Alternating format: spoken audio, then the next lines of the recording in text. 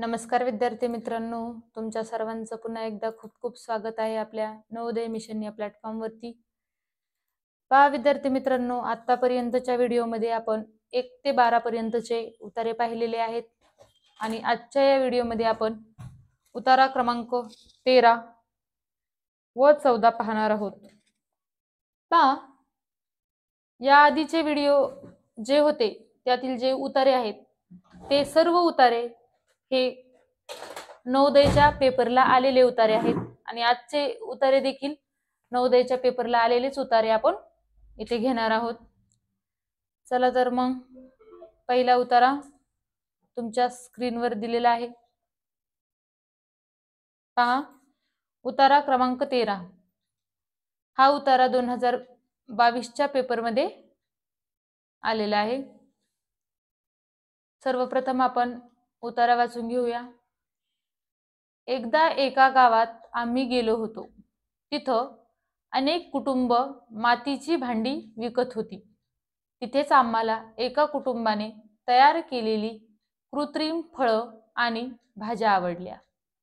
तिथे असेच उत्तम रंगनी आकार असलेले सफरचंद, संत्री आणि टोमॅटो दिसले. इतके हुबेहूब की त्यांच्यात खऱ्याखुऱ्यातील फरक समजणे अवघड होते. सर्वांनी त्याची खूप तारीफ केली. या ठिकाणी आपण उतारा वाचून घेतलेला आहे. आता आपण उतारा सोडूया. पहा, प्रश्न क्रमांक 1.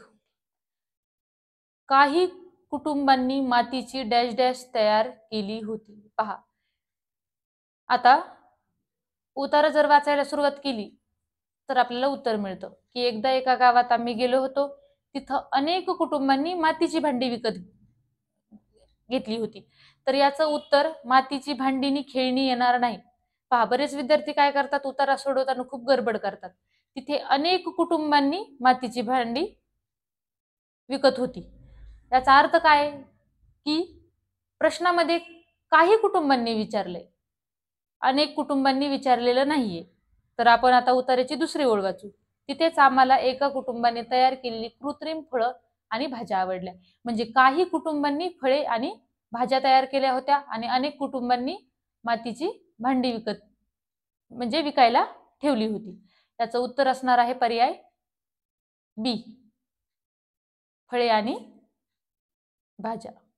यानंतरचा प्रश्न पाहू. प्रश्न क्रमांक 2. आम्हाला डॅश डॅश आणि खऱ्याखुऱ्या फळांतील फरक करणे कठीण गेले. आम्हाला डॅश डॅश आणि खऱ्याखुऱ्या. आता खरेखुरे म्हणलं तर ते नैसर्गिक असतील, ते मूळ पण असतील आणि ते वास्तव पण असतील. याचा अर्थ काय आहे की आम्हाला खऱ्याखुऱ्या आणि कृत्रिम. याचं उत्तर असणार आहे पर्याय क्रमांक बी. पहा, जी मातीची भांडी तयार केली जाते किंवा फळं तयार केले जातात ते कृत्रिमरित्या बनवले जातात. याचं उत्तर असणार आहे पर्याय क्रमांक बी. यानंतरचा प्रश्न पाहू. प्रश्न क्रमांक 3. उतार्यात असे शब्द डॅश डॅश आहे. पहा, या आधीच्या व्हिडिओमध्ये मी तुम्हाला सांगितलेलं आहे की तुम्हाला भाषा विषय सोडवताना व्याकरणाचं ज्ञान असणे खूप गरजेचे आहे. यासाठी तुम्हाला व्याकरण सर्व माहित पाहिजे. नाम, सर्वनाम, विशेषण, क्रियाविशेषण, समूहदर्शक शब्द, पिल्लूदर्शक शब्द, हे सगळ्या गोष्टी तुम्हाला काय पाहिजेत, माहिती असायला पाहिजेत. तर उतार्यात असेच हा जो शब्द आलेला आहे तो क्रियाविशेषण म्हणून आलेला आहे. म्हणजे याचं उत्तर आहे पर्याय क्रमांक 2. ओके. त्यानंतरचा प्रश्न पाहू. प्रश्न क्रमांक 4. फरक शब्दाचा समानार्थी शब्द. तर फरक शब्दाचा समानार्थी शब्द आहे तफावत. पहा, समानार्थी विरुद्धार्थी शब्द सर्व वाचून घ्या व्यवस्थितपणे, कारण समानार्थी विरुद्धार्थी शब्द उतार्यामध्ये येतातच, तसंच व्याकरणाचा भागही येतो. यानंतरचा प्रश्न पाहू. प्रश्न क्रमांक 5. सर्वांनी या शब्दाचा आशय असलेला पर्याय आहे. सर्वांनी म्हणजे प्रत्येकाने. पहा, आपण म्हणतो ना आपण सर्वजण खेळूया, म्हणजे त्याच्यामध्ये सर्वजण म्हणलं की प्रत्येक जण आलं. ओके. पहा, यानंतर उतारा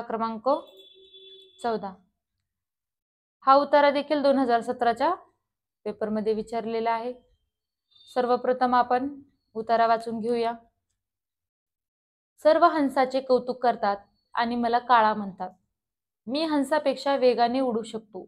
मी त्याला आव्हान देऊन त्याचा पराभव करीन. मग लोक माझे कौतुक करतील आणि त्याचा अपमान करतील.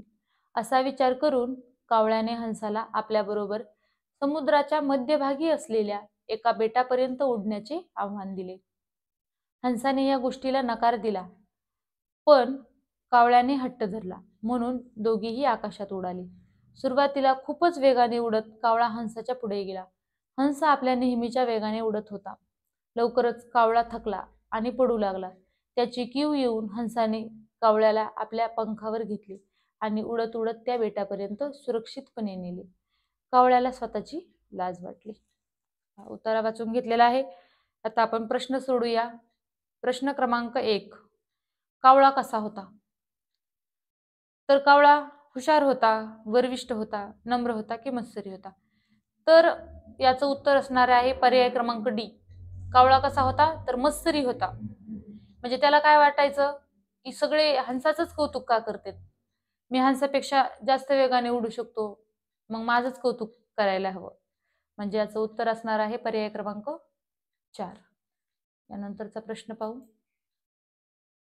पहा, या प्रश्नामध्ये आपल्याला वाक्य पूर्ण करायचे. हंसाने काय केलं बरं? पर्याय ए मध्ये आहे कावळ्याच्या प्रस्तावाचे स्वागत केले. पर्याय बी प्रस्तावाला नकार दिला. पर्याय सी प्रस्ताव स्वीकारला आणि पर्याय डी प्रस्तावाची थट्टा केली. तर उतार्याची 4थी ओळ जर आपण वाचली तर सर्वात प्रथम सुरुवातीला हंसाने या गोष्टीला नकार दिला होता, पण कावळ्याने खूप हट्ट धरल्यामुळे दोघेही नंतर आकाशात उडाले. याचा अर्थ आहे की हंसाने प्रस्तावाला नकार दिला. याचं उत्तर असणार आहे पर्याय बी, प्रस्तावाला नकार दिला. यानंतरचा प्रश्न पाहू. प्रश्न क्रमांक 3.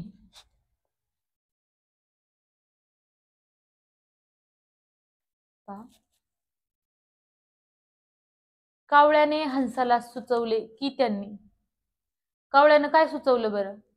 पर्याय ए एकमेकाला सहाय्य करावे. पर्याय बी उडण्याची शर्यत लावावी.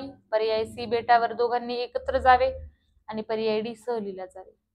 तर कावळ्याने हंसाला सुचवलं की त्यांनी काय करायला पाहिजे? उडण्याची शर्यत लावावी. म्हणजे याचं उत्तर असणार आहे पर्याय बी. यानंतरचा प्रश्न पाहू. प्रश्न क्रमांक 4. हंसाला आव्हान देऊन त्याचा पराभव करण्याची कावळ्याची इच्छा होती. म्हणजे काय होईल? हंसाचा जर पराभव झाला तर कावळ्याला काय वाटायचं की सगळे काय करतील?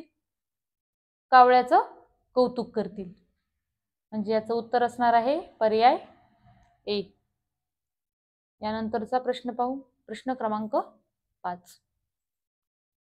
पहा, प्रश्न क्रमांक 5 मध्ये विचारले की कावळ्याला स्वतःचीच लाज वाटली. या वाक्याचा काळ सांगायचा आहे.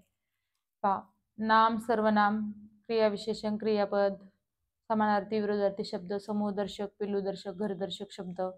त्याचप्रमाणे काळ सुद्धा आपल्याला लक्षात यायला पाहिजे. पहा, कावळ्याला स्वतःचीच लाज वाटली म्हणजे काय? ही घटना घडून गेलेली. याचा अर्थ ही घडलेली घटना कधीची आहे? भूतकाळात. ज्या घटना घडून जातात तो काळ कोणता असतो? भूतकाळ. आणि जर असं विचारलं असतं की कावळ्याला स्वतःची लाज वाटेल म्हणलं तर काय? तो भविष्यकाळ येतो. भविष्यकाळ. आणि जर वाटते म्हणलं असतं तर उत्तर आलं असतं वर्तमान काळ. म्हणजे काळ आपल्याला लक्षात यायला पाहिजे. तर काळाचा ज्यांनी कोणी अभ्यास केलेला नसेल त्यांनी एकदा वर्तमान काळ, भविष्यकाळ, भूतकाळ हे सर्व काळ वाचून घ्या.